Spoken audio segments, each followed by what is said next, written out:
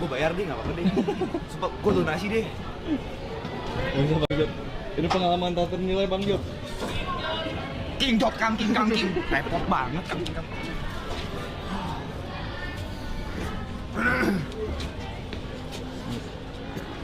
Lu mau ikut selfie nggak?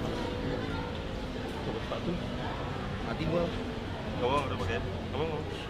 Pakai.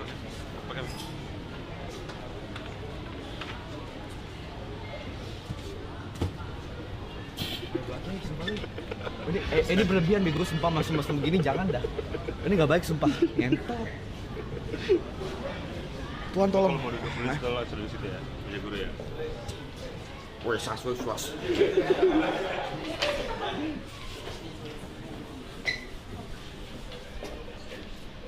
Siapa nama lu? Guru ya? Belajar apaan Bang? Arab ya? Hah? Arab, bahasa Arab. Hantu. Nah, kita bahas ekonomi.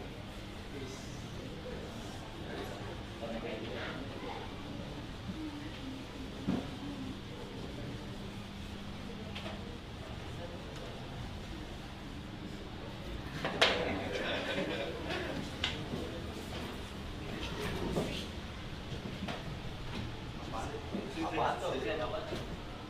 Wih, Jod.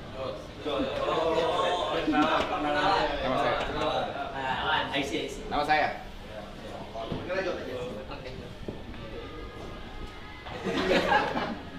Saya lagi ya?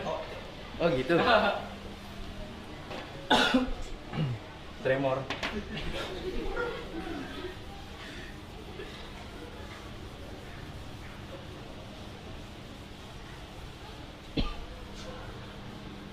Dari.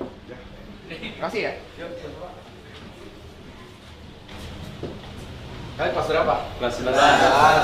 Tahu kali. Ya, Nanya.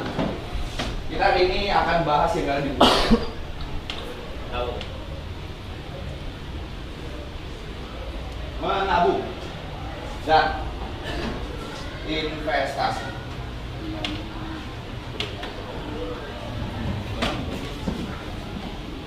Ada yang tahu nggak bedanya menabung sama investasi? Gak ada ya, saya juga nggak tahu. Ya. Terus gimana dong? Oh, iya. Menabung dan investasi, kita fokus ke investasi. Tolong dengarkan ini baik-baik. Oke. Karena mungkin ini nanti penting dalam kehidupan kalian supaya kalian tidak seperti saya. Umur 27 memang dari awal, ya. Menabung dan investasi. Menabung dan investasi adalah hal yang paling penting. Karena ini sebenarnya dua hal yang saling berhubungan. Kalau kita mau invest, harus punya kebiasaan menabung. Nah, kalau nabung, mungkin kalian udah tahu nabung itu kayak gimana, sisihin duit. Misalnya kalian punya duit 100.000, kalian sisihin berapa untuk menabung. Tapi di sini saya lebih bakal jelasin tentang investasi. Investasi itu jenisnya banyak. Ada investasi saham, Mas.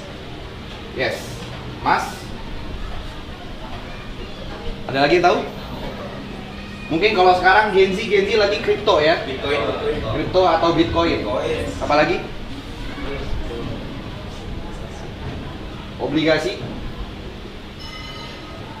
dan lain-lain. Tapi di luar yang seperti ini, menurut saya ada satu yang lebih penting lagi. Itu adalah investasi ke diri sendiri. Mungkin kalian udah pada tahu saham itu apa, emas itu apa, kripto itu apa, obligasi itu apa. Cuma mungkin saya ringkas sedikit.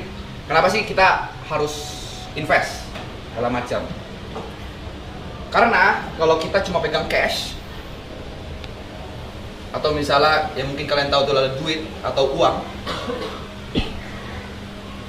1 juta kalian, misalkan punya duit 1 juta nih sekarang, kalau macam 1 juta kalian sekarang 2025 sama nanti 2030, memang ya kalau 1 juta cepat habis.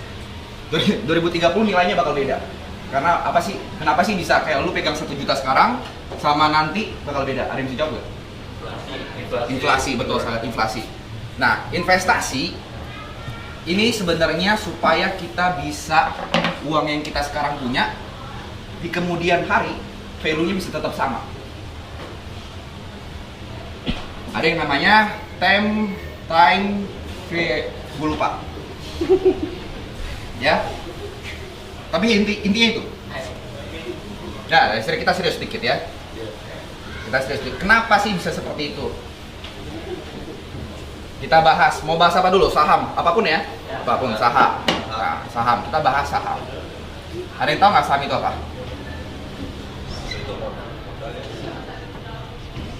Oke, jangan saham dulu ya.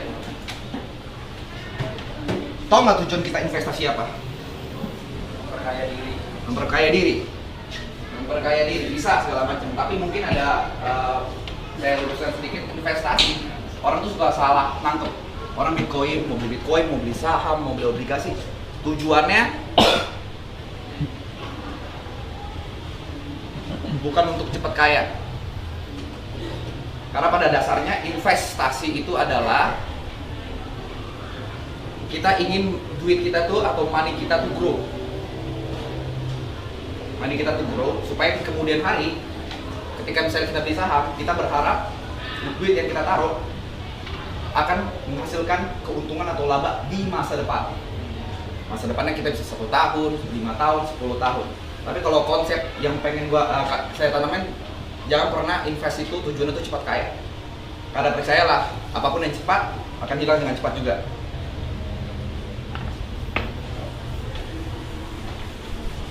Nah, intinya seperti itu. Saya nervous. Ya. Mungkin bakal saya ajarin kalau saham itu sebenarnya saham atau kripto atau apapun itu kalian bisa cari di internet, karena kan mungkin kalian nonton YouTube atau TikTok segala macam. Mungkin salah satu kreator yang kalau kalian mau sukanya nonton, Timothy Ronald itu salah satu contoh yang sangat bagus ngajarinnya. Cuman yang pengen saya tanemin adalah keajaiban ke-8. Mungkin kalian taunya ada 7 keajaiban di dunia kan? Nah, kalau menurut Albert Einstein itu ada keajaiban ke-8. Itu adalah compounding. Apaan tuh Kak? Kak ya? Compounding. Ini salah satu bisa dibilang kegiatan atau sistem yang sangat underrated. Gua kasih contoh. Ini makanya gue bilang menabung dan investasi. Misalnya dalam jangka 10 tahun, compounding itu buat kalian nggak tahu itu contohnya seperti ini. Kalian masing-masing nabung 1 juta per tahun.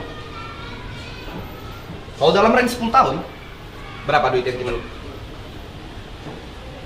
Sorry, 1 juta per bulan selama 10 tahun. Kita punya duit berapa? Tinggal 1, kita kali 12, kali 10. 120 juta, betul? Ini kalau menabung. Kita nggak usah anggap inflasi apa-apa, tapi anggaplah kalian punya 120 juta di 10 tahun kemudian. Kalau compounding, 1 juta rupiah, ini kita invest per bulan. Per bulan selama 10 tahun. Di bulan pertama, duit kita berapa? 1 juta kan? 1 juta. Nah, duit compounding itu kita investasikan ke instrumen investasi yang memang kita anggaplah returnnya, kita main ini aja, main simpel ya, 10% per tahun. 10% per tahun atau 5% nih per tahun segala macam. Kalau misalnya mau ngitungnya lebih simpel lagi, anggaplah kita dapat return 5-10% per bulan. Ya. Per bulan, berarti di bulan kedua 10%-nya berapa? 10% dari 1 juta berapa? Ada yang tahu? 100.000. 10% itu 1/10 dari 1 juta. Jadi hitungannya seperti ya 1/10 kali aja 1 juta. Tinggal kurangin, udah. Berarti di 100.000. Berarti duit yang kita punya 1.100.000 kan? Di bulan ketiga itu tuh bukan ngegulung 100.000 lagi. Naik lagi karena yang kita investasikan itu bukan 1 juta lagi, tapi 1.100.000. 1.100.000 return 10% berapa? 110.000. Sama kayak tadi, 1/10 kita kali 1,1. 110.000. Ini tinggal kita tambah nih. Berapa? Berarti kan udah menghasilkan 1 juta. Betul?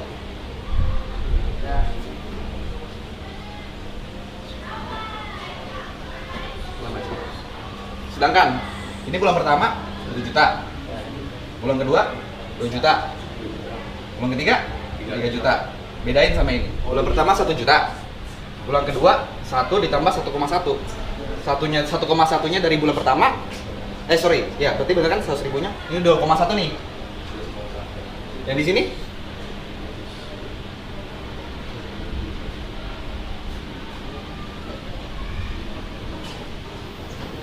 lihat perbedaannya. Di bulan ketiga kita udah ngasilin 200 ribu. Bulan ketiga, bayangkan 10 tahun. Bayangin selama 10 tahun. Ada yang mau nanya? Jadi kalau misalnya memang sekarang kalian mungkin masih sekolah kan kelas 2 ya, kalau macam mungkin kalian belum terlalu mikirin duit, tapi kalau saya bisa kasih sesuatu, ya kan, pengalaman hidup saya, ya, menabung itu adalah hal yang paling simple dikatakan tapi paling susah dilakukan. Tapi kalau misalnya kalian ada kepikiran untuk menabung, ada baiknya kalian mikir investasi karena nggak ada gunanya kalian pegang cash. Gitu. Cash itu bisa dibilang overrated, tetap butuh. Tapi misalnya let's say kalian punya 1 juta yang mungkin kalian sisakan, ya kalian bisa aja jadi 50% kalian buat cash, buat nanti jajan-jajan atau segala macam, 50% kalian investasikan. Bebas. Mau ke emas, mau kripto segala macam. Yang penting adalah ya satu, kalian harus belajar compounding. Mungkin karena waktu saya kan nggak banyak, cuma 15 menit. Pulang dari sini pelajarin tentang compounding. Karena itu adalah salah satu yang bakal mengubah ekonomi kalian. Compounding, dan ingat investasi banyak kan jenisnya, ada emas, ada saham, mungkin sekarang ada kripto. Semakin tinggi returnnya, karena investasi itu soal risk dan return. Semakin tinggi returnnya, semakin gede risknya. Jadi nanti kalian kalau misalnya mau pilih investasi apa yang pengen kalian ikutin atau kalian pengen terapin, kalian tetap harus tahu. Bentar, sabar. Orang gua lagi enak. Gini lu. Iya. Kalau misalnya kalian pengen returnnya gede ya, berarti ya resiko juga bakal gede. Begitu juga dengan kalau misalnya kayak emas kan, memang risknya mungkin nggak terlalu besar, tapi ya rewardnya atau misalnya returnnya nggak akan sebesar yang lain-lain. Jadi mungkin itu aja. Dan paling yang terakhir adalah investasi itu, atau misalnya kalian mau beli saham atau apapun investasi itu, selalu gunakan uang dingin, uang yang dimana kalian memang pakai. Kalau hilang itu kalian nggak kepikiran. Jangan pakai uang tabungan segala macam dan lain-lain. Untuk awal-awal pelajari seperti itu. Nanti kalau misalnya udah sembari berjalannya, baru nanti kalian bisa tahu porsi mana yang bisa kalian bagi antara uang kebutuhan sama uang investasi. Karena mau investasi kayak gimana pun, kalau misalnya duitnya belum cukup, tetap pastikan kebutuhan yang diutamakan, ya kan, kebutuhan primer diutamakan. Dan balik lagi, kalau misalnya di umur kalian sekarang investasi yang paling tepat adalah investasi diri kalian sendiri, skill. Jadi kalau misalnya memang punya duit, uang lebih atau punya kesempatan lebih, pelajarin semuanya. Misalnya skill set apa yang bisa kalian dalemin, apa yang bisa kalian pelajarin dari teman, mungkin itu musik, mungkin itu di dunia finance, atau mungkin di dunia sosial media segala macam. Itu yang udah paling penting sekarang adalah skill set, karena itu yang bakal membawa kalian jauh.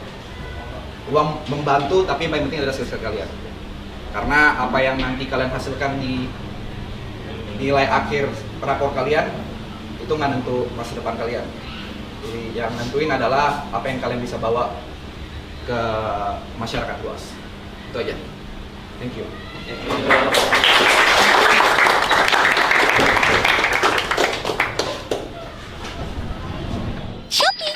Anjay, lancar ya. Mati.